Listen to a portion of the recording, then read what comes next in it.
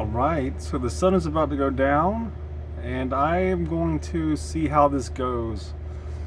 I do have my own lights here, but they are very weak, AA powered little moonlight things. I think I bought these at Walmart, and they work. I don't really like them. And when I say don't like them, I don't like that they run on these battery powered. I wish that I had rechargeable lights like this. If someone makes a light like this, this is like a little mountable thing here. I can pick it up and hold it in my hand, kind of thing, and then just stick it back up here. Right now it's not very bright. That is because the batteries are just about dead. But and I don't want to have to replace them. I would like to just be able to recharge them because I get solar energy for free. So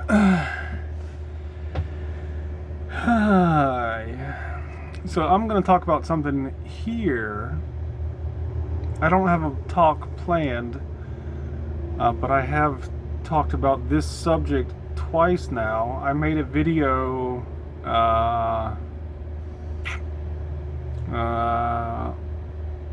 the first time I talked about this was in a video. So what I'm going to talk about is kind of my internalized misogyny, or what I see as my internalized misogyny. But I talked about this once in a video. I think I called it something like internalized transphobia or internalized misogyny. And it was kind of about, it was a little bit of a splitting hairs video, but I kind of felt like it was somewhat important. Maybe not important, but I felt like it was worth pointing out that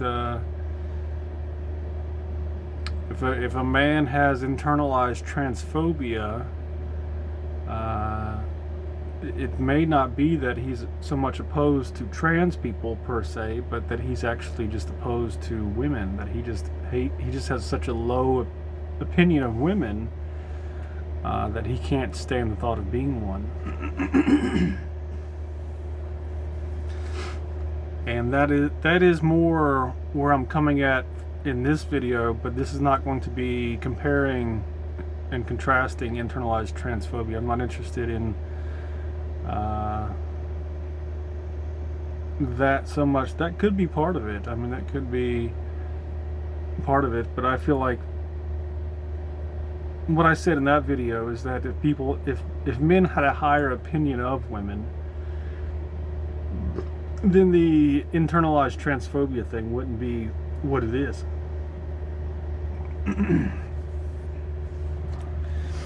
So, see, now it's already too dark. I got like 2 feet away. I just turned around and I'm already out of light. I need to be like right up here, almost up against these things. I kind of like the low light better. It seems like I'm prettier in the low light. So I got up to get my drinks. I just got back. Man, it's so dark in here you can't even see me. And the sun's not even down yet. Let's see. Alright, I got an ice water and my concoction. Tea, Powerade, some other stuff. What is it? Caffeinated stuff. So, but then I talked about this again in a recent video where I talked about wanting to meet the sort of woman that I want to meet. Which might sound funny, but to put it another way, I would say wanting to meet the woman that I would want to be. And that came from this idea that a lot of women that I meet, I look at them and I think I don't want to be them. I don't want to be you. And it is hard to say that is not from like a kind of low opinion of these people. Like I shouldn't call it a low opinion, But it's almost like I look at these people and I just kind of feel like your life just looks like it sucks. Like you look like you have like, I'm not gonna say you should just go kill yourself, but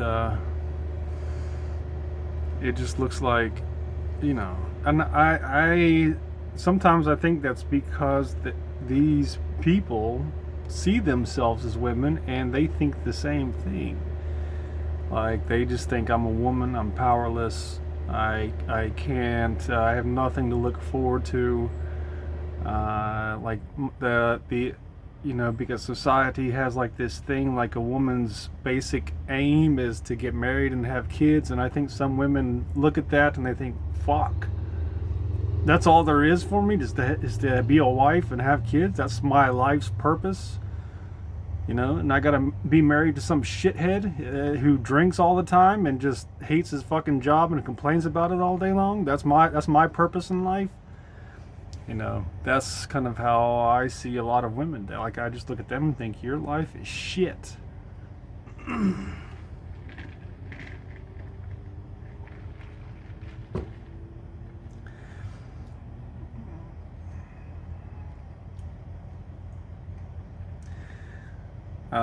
But I don't see that. And in that talk, I mentioned movies. Like I mentioned, I talked about if I were to go to a movie to see a woman's movie and I wanted to enjoy it, like what would happen in the movie? What would the female character be doing in that movie? Because as for I am not going to say that I'm a movie connoisseur or that I'm a movie nut. Like I don't spend hours a days watching movies. In the last year, I may have seen like 3 or 4 movies.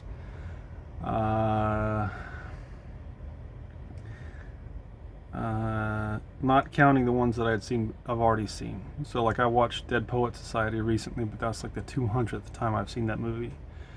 And that is not, to me, that is not a man's movie or a woman's movie. The last movie that I think I would consider a woman's movie that I've seen was a Disney animation called Moana.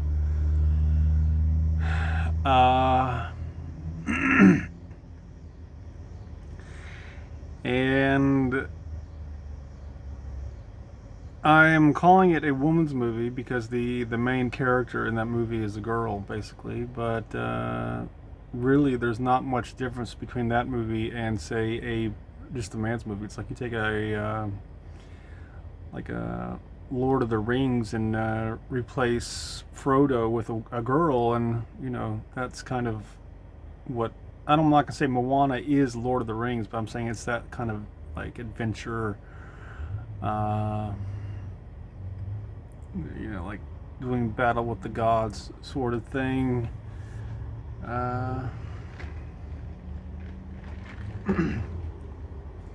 It seemed basically what I'm saying is it seemed like basically like a boys movie, but you take the male character out and replace it with a girl, and for me that doesn't do anything for me.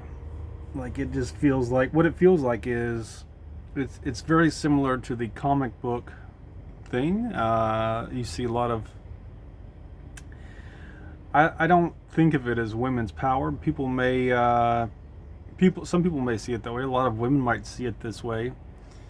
But if I go to a movie, say like Captain Marvel, where the main character is going around just kicking butt, like literally beating people up and beating up the bad guy, you know, doing the sorts of things that like say Arnold Schwarzenegger might do in a movie, that to me, when I think like what is the woman that I want to be, where is the woman out there that I look at and I think that's who I look up to as a woman. It's not Wonder Woman, it's not Captain Marvel. I think I look at that and I think you're degrading women.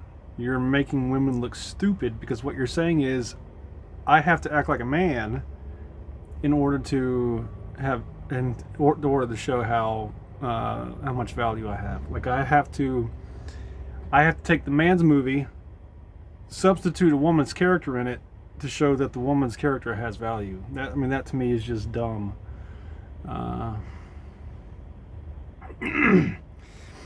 And so what you might call my recent search, what when I talk about like looking for the woman that I want to be, you might say that what I'm looking for is the value of femininity. Now, if the only value of femininity is to be a wife and to be a mother, then to me I feel like that's sad, you know.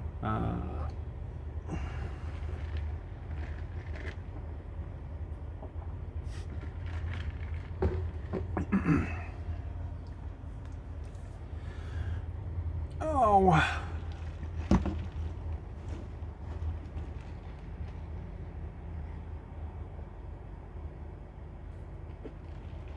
On the other hand, if women need to prove their value by becoming athletes and winning sporting events or having movie characters who are just as kick-ass as the guy characters, then you know that's just as sad to me.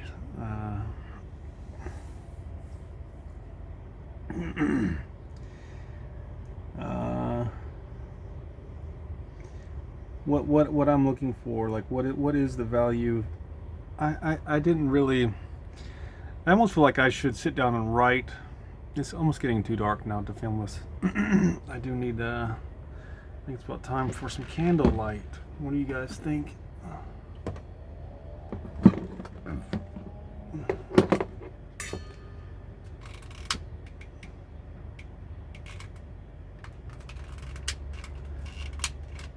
So, like when I you know, especially as a trans person, you know, I can't give birth.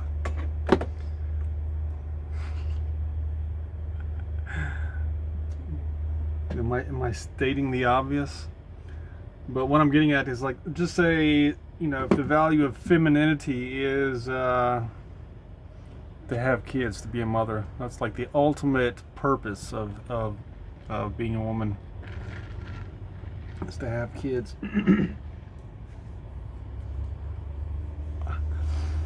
Well then, you know, my life is basically shit too, you know, because I can't have kids. So I could adopt kids, but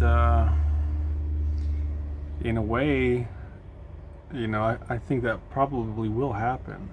I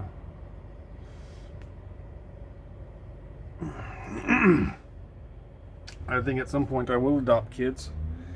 They won't be little kids. They'll be like 30 and 40-year-old kids. I need my candles to be kind of up here. How's my face? What I need are the little candle. What I need is an adjustable candle stick. When I say adjustable, I mean something that I could raise or lower.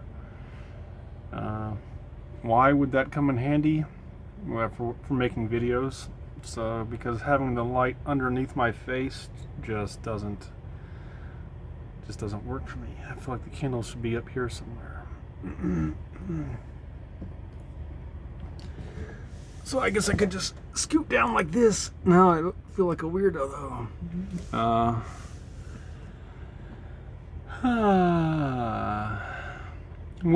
What is the a friend of mine was telling me about women and connection, that women, what women want more than anything is connection. They want to be connected with another human being. Or my friend wasn't talking like spiritually, but for some women that might include also just like being connected with the universe. Being connected with their own internal emotional state, which might sound obvious to some people, because for men, being connected to their own internal emotional state is not all that important. It's like what is important. What is important is just like being able to survive. That sort of thing. And when I say being able to survive, I mean like not getting into that sort of thing, because that is apparently not very conducive to survival. Why do I say that? Because I'm trying to get connected with that thing, and it seems to be making it very difficult to do things like work and that sort of thing. What I'm thinking of doing right now is just I'm in my bus and I'm thinking of just turning this into my cocoon and just going and get food stamps or something like that, whatever kind of free benefits I can get, and then just staying in here and just doing nothing but writing and making videos like this, or even other sorts of videos.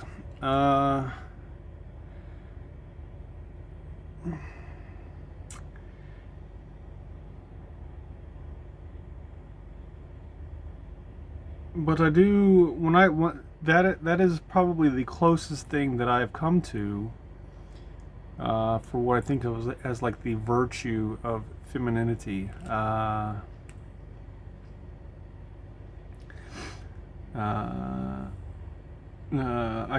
made a video recently about Sigmund Freud's idea of sublimation of sexual desires as the kind of driving force of the higher aspects of civilization. I don't remember exactly how he put it, because I believe I said in that video I was talking about sublimation of sexual desire as the driving force of civilization in general, but I do believe in that essay that he wrote that he was more talking about things like the arts, things like fine architecture, stuff like that. But what he talked about, like I said, was the sublimation of sexual desire. And previously, I don't think I had talked about it in a video, but I might have just written about it like on Facebook or something. But I had talked about that, and I talked about how I don't agree with that. In the video that I just made, I was disagreeing with it for certain aspects of society. Basically saying that, like, say, like a gas station is not the result of sublimation of sexual desire. That is more the aversion of death, basically. That drives that sort of practical, like, this is here because people need it.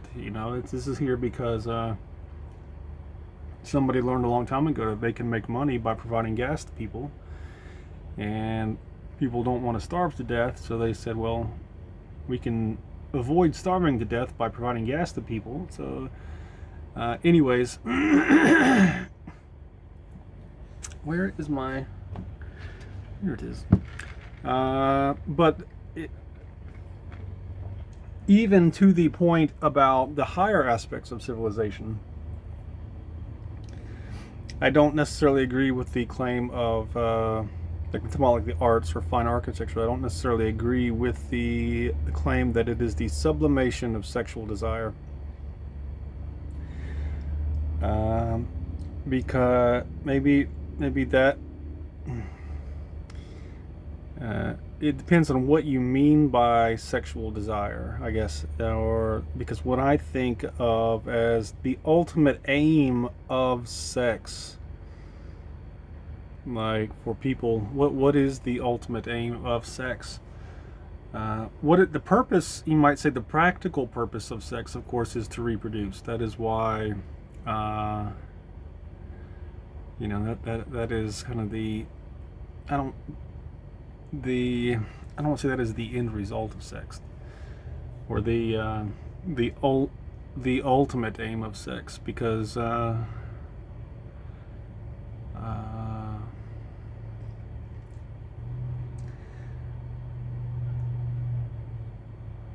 I feel like there is more to sex than that. I think most people feel that there is more to sex than that. I've heard people say things like sex is the ultimate expression of love and things like that, but that's kind of where I'm going with this, that because civilization, it wouldn't be fitting that to say that, for me anyways, that civilization is what drives civilization is the sublimation of the desire to reproduce. It's like when two people want sex, you could argue that that is just nature's way of getting them together to reproduce, which would mean that the sublimation of sexual desire is basically the sublimation of the desire to reproduce. But I don't see that. What I'm getting at is that what people seek ultimately when they have sex is to be connected to somebody else, that they want to feel. That is the closest that, I'm not saying it's closest to love that people can get, but that is basically the ultimate aim, to, you might say, become one with another human being.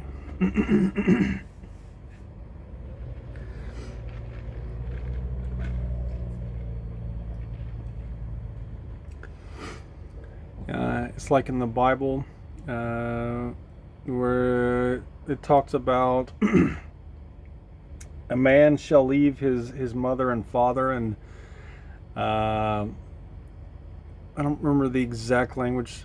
A man shall leave his father and mother and find a wife, and they shall become one flesh. Now, people nowadays, even now, use language like that. They'll refer to their partner as their other half, basically saying that they are two halves of one person.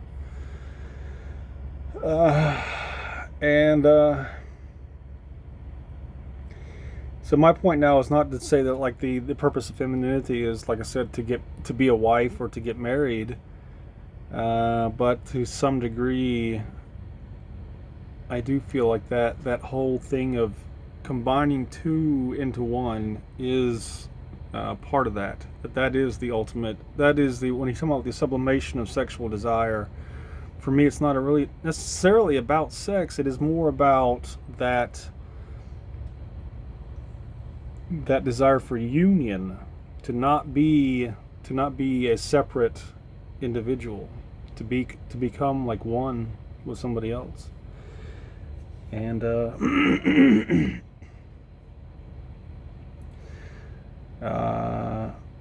I fell in love with a woman when I was 32 years old, and that was, when I fell in love with her, that was more, you might say, the appeal of that. It was like, I see this woman, and I was in love with her, but I almost never thought about sex with her. What I did think about was this kind of just desire to kind of be like immersed in somebody else. I sometimes think of it as like diving into an ocean.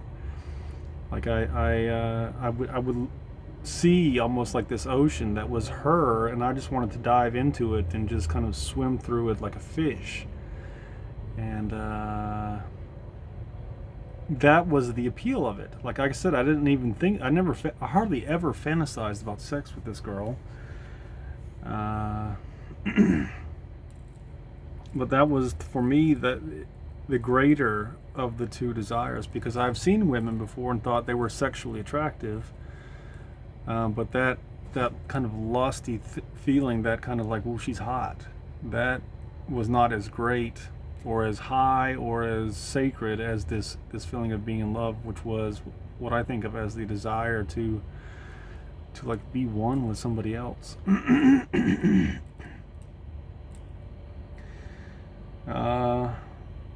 Now, does that have anything to do with femininity? Is femininity conducive to that, or does it help that in some way? I don't know, but I'm thinking that it does, and I'm thinking that for me,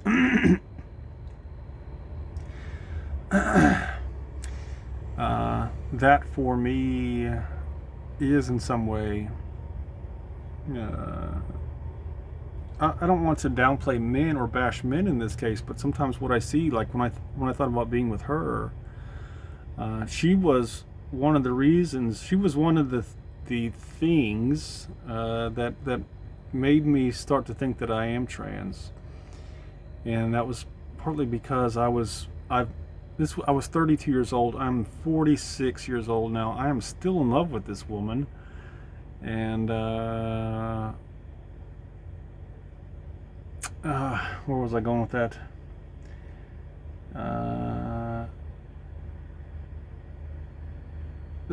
Yeah, so one of the things that made me think that I was trans was that I'm not sure why I mentioned the time limit there, but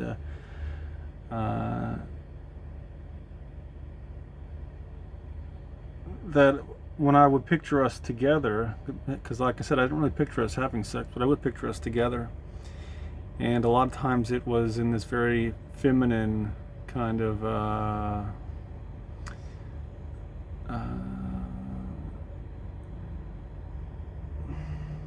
beautiful sort of thing, and it was almost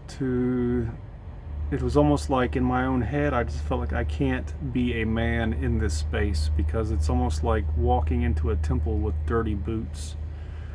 If you imagine like this beautiful, just exquisitely ornate designed temple, and like masculinity in my head, just that just could pertain to my own identity, that could just pertain to who I am as a person and the way that I see my own masculine identity. But when I pictured myself as a man with her, it just felt like I was like this bum. And I wrote that once. I remember I said that her vagina is the gateway to a magic kingdom, but she would not let me enter because I was dressed like a bum. And when I wrote that line, I was referring to my masculine identity, because I wrote that after I started cross-dressing and wearing makeup and things like that, because I just felt like that part of my identity was just almost like garbage. And of course I felt like garbage most of my life. So I'm not saying that is how masculinity is. That's not what I'm trying to say, because that could just be my own gender dysphoria, you know. Maybe there is a man who could enter that temple and be just fine, and not profane that temple with his masculinity. But that was kind of how I saw it. Was like I was profaning the temple. I was just getting my shit all over the place if I entered that as a man. And it did seem like for me to kind of have that thing that I never did date her. Well, I spent time with her. You know, we would go out together, but she always had a boyfriend the entire time. But I used to fantasize about these like castles in the sky type things, which were not things that I used to fantasize about. But I would picture like she and I are in this big spacious room with a bed in the middle of it, and we're not laying in the bed, we're like standing up, but I'm wearing like this gown that's like blowing in the breeze, sort of thing. And what I feel like is that I need to be able to enter that feminine space in order to have the experience with her that I want to have. So people might say, well, that's just proof that you're trans. You know, that has nothing to do with connection for people. And that could be true. But for me, I felt like at least it was necessary. That was what made me start thinking that I was that wasn't what made me start thinking that I was trans. That was one of the things that made me start thinking that I was trans, because if you've seen any of my videos, especially the one where I talk about how I came to the idea that I'm trans, I've had the thoughts were already there from the time I was a kid.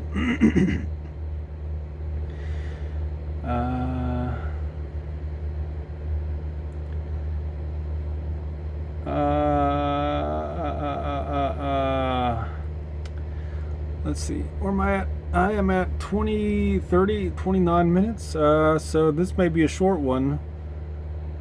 This is me, this was just kind of off, straight off the cuff as usual, but I don't didn't really, what I'm talking about now wasn't really something that I'd really spent much time thinking about before, which is unusual. Usually, a lot of times when I make these videos, I've already thought about these things that I'm going to talk about, even though I don't, which is not to say that I planned the video. I just, you're hearing what things I think about on a regular basis. But this was more me thinking out loud on this subject. So, but I'm not liking my lighting as much now. I feel like I'm looking a little bit scarier now without the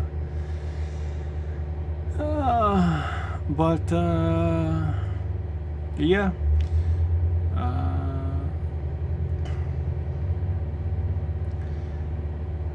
I don't want to say that the purpose of femininity is to be a slut either, or the virtue of femininity is to be a slut. But I did talk in a previous video about the sacred prostitutes.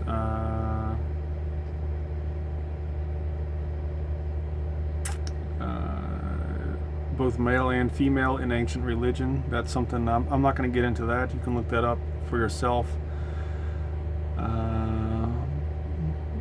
But I mentioned that now because what I'm thinking about in my what's going on around in my brain right this second is there was a part in the Epic of Gilgamesh, which was an ancient Babylonian story about a king. I don't know if I guess he was a king, right? A man's search for immortality, but I think he also happened to be a king. If that makes a difference. But there is a part in the story where he meets his twin soul, his friend, his best friend in the whole world. But this man that he meets is a wild man. He is like, running around outside naked, having sex with animals, that sort of thing, drinking water from ponds and stuff like that. And the king meets him, but he's like, this is my guy, this is my what is the male equivalent of a BFF? Best friends forever? Is that what that means? I'm not even sure what that means. Is that what that means? Best friends forever? I don't know. So that's what he was then, if that's what that means, BFF. So he found his BFF, and but he's like, something needs to be done. Like, this guy needs to be cleaned up. So what he did was he went to the temple. There was a priestess who worked the temple, and when I say worked, I don't know exactly what that means, but what follows is an indication, and worked is not the word that was used. She was in the temple. She stayed in the temple. But the king comes to this priestess and asks the priestess to civilize the wild man. How do you think she civilized the wild man? She's a priestess. Did she sit him down and read from a sacred book? Did she teach him about the deities in heaven and say, this is your lot in life, and this is what the gods want from you? This is how you'll find salvation and all this other stuff. No. She had sex with the man for 7 days. That's how she civilized him.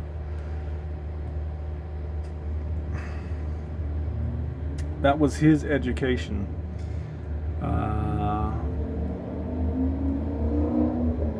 What does that mean? Does that mean that she brought him closer to the deities through sex? Is that what that means? And in that she washed him of this wild nature? Did she kind of make him a gentleman, more like a woman? Is that what it means to be civilized? To be more like a woman?